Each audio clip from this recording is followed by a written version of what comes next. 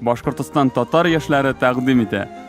Башкортстанның йөрәге булган Уфа шәһәрендә Рәмилә исемле бик матур, акыллы кыз дөньяга килә. Татар гореф-гадәтләрен хөрмәт иткән гаиләдә Рәмилә милләт җанлы, актив кыз булып үсеп җитә. Әлбәттә, татар дип йөрәге типкән һәрбер кеше кебек, ул да Казанга барырга хыяллана. Ниһаять аның хыялы тормышка аша. Татар иленең нурына таң калып кайткан кыз тиздән янә Казанга лидерлар мәктәбенә юл тота.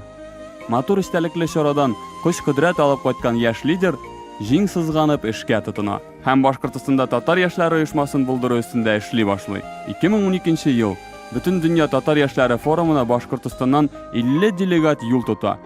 Шунысы кызыклы, форумнан кайткач аларның өчесе генә эшкә тотынырга әзер була. Тик җитди уйлаган кызны бу авырлыклар куркытмый. Рәмилә Уфа дәүләт авиация техник университетының тулай торагының кызыл почмагында татар студентларын бергә җыеп, таныштырып, җыелышлар уздыра башлый. Тамчы тамса, күл җыела. Бүгенге көндә Башкортстан татар яшьләре эшчәнлеге республика мәдәни тормышын кызыклы проектлары белән бизи.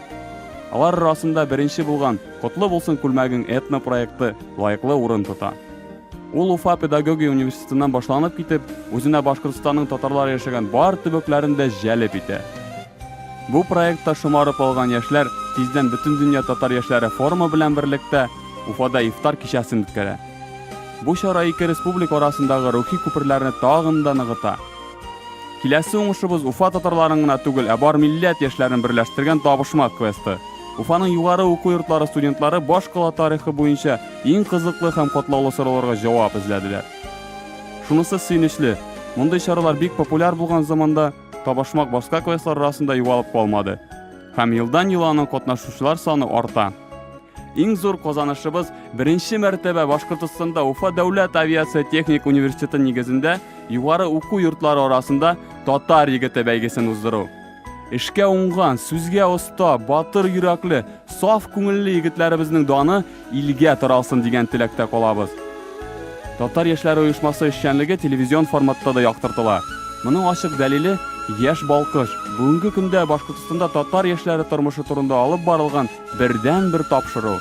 Проектларны тормышка ашыруга ярдәм иткән Уфа Диния нәзарәте һәм Берлек иҗтимагый мәдәни агарту оешмасына рәхмәтлебез. Оешмабыз эшчәнлеге Бөтен дөнья татар конгрессы, Татарстан мәдәният министрлыгы, Татар федераль милли мәдәни автономиясы тарафыннан югары бәяләнә. Тик бу казанышлар иң мөһиме түгел. Эшчәнлегебезнең төп максаты булып, татар егет-кызларын гаилә корып, балалар үстереп, милләтебезнең дәвамын булдыру тора. Милли җанлы яшьләребезнең гаилә учаклары дөрләп янганда, димәк безнең киләчәгебез дә өметле һәм якты.